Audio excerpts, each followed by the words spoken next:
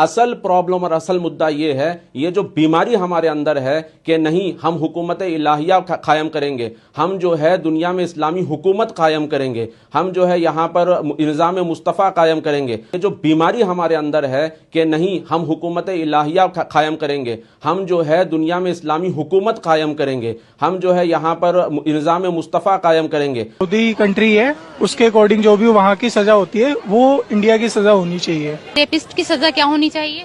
Saudi अरब की तरह एक सजा होनी चाहिए उसको। यहाँ पर सजाए मौत होनी चाहिए, जैसे अरब में होती है वैसे यहाँ भी होनी चाहिए, हर जगह होनी चाहिए ये चीज। ऐसे लोगों को तो छोड़ना ही नहीं चाहिए, उनका तो यही सजा है कि सजाए मौत हो उन्हें। जी मौत की सजा होनी चाहिए जो सऊदी अरब में है। की सजा तो मौत ही होना चाहिए, क्योंकि 3 दिन के अंदर ही उसे मार देना चाहिए। अगर पुलिस पकड़े या कोई भी 3 दिन के अंदर उसे मार देना चाहिए। ये लूट मार जो हो रहा है जैसे सऊदी अरब में नहीं है, यहाँ भी वैसे कानून होने चाहिए।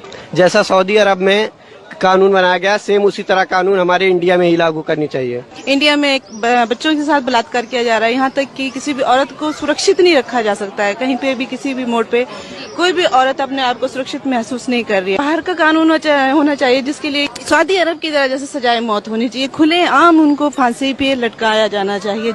मैडम जैसे अभी पूरे देश भर में जो रैप को लेकर घटनाएं घट रही है, मेरा ऐसा मानना है कि हमारी देश की सरकार को एक ऐसा कानून लागू करना चाहिए कि जैसे सऊदी अरब का कानून है कि वह तत्काल 3 दिनों के अंदर मौत की सजा सरेआम आम जनता के बीच दी जाती है। तो मैं समझता हूँ कि अगर वो भी नियम कायदे कानून हमारे देश में लागू होंगे तो मैं समझता हूँ कि हमारे देश में से किसी घटना को जो अंजाम देता है वो उसकी रूह कांप उठेंगी और वो शायद इस घटना को अंजाम देने से पहले वो इस बात में सोचेगा कि यार मेरा अंजाम क्या होगा।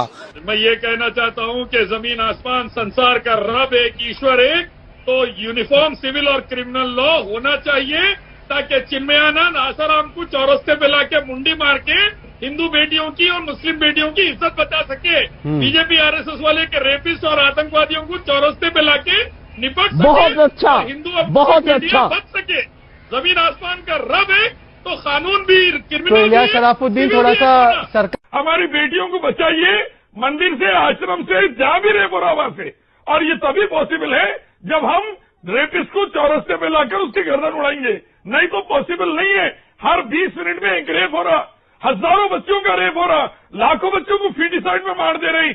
आज हिंदुस्तान के अंदर नारी सेफ नहीं है, क्राइम में नंबर 1 पे चले गए हम वर्ल्ड में औरतों के खिलाफ। सऊदी अरेबिया जाइए, हम सब अब जाइए फिर वहां सऊदी अरेबिया। आप देखिए रेप के खिलाफ कानून है लेकिन रेप और गैंग रेप बढ़ रहे हैं। चिनाई की मासूम बच्ची का गैंग रेप हो गया आसिफा के बाद, गीता और संस्कृति का रेप हो गया, क्योंकि इंसानी बने हुए कानून इफेक्टिव नहीं रहते। इंडिया से लेकर अमेरिका तक देख लें आप, अल्लाह के, हम सबके ईश्वर के, गॉड के कानून सऊदी में जैसे वो लाइए, फिर देखिए किसी की हिम्मत नहीं होगी रेप या किसी मासूम को मारने की। चौरस्ते पे लाकर सजा इसलिए दीजिए ताकि सजा का डर रहे, सजा की हैबत रहे और कोई मासूम बच्चियों का गैंगरेप ना कर सके, किसी मासूम को दहेज के लिए जला के ना मार सके। सरिया लाएंगे, हिंदू बेटी बचेंगी, अल्लाह का कानून आएगा, आश्रम में बच्चियां बचेंगी, नहीं तो और चिन्मयानंद पैदा होंगे, प्रेम शुक्ला की बेटी की इज्जत पर बात आएंगी, कल को वीएचपी बजरंग दल की बेटियां भी नहीं बचेंगी।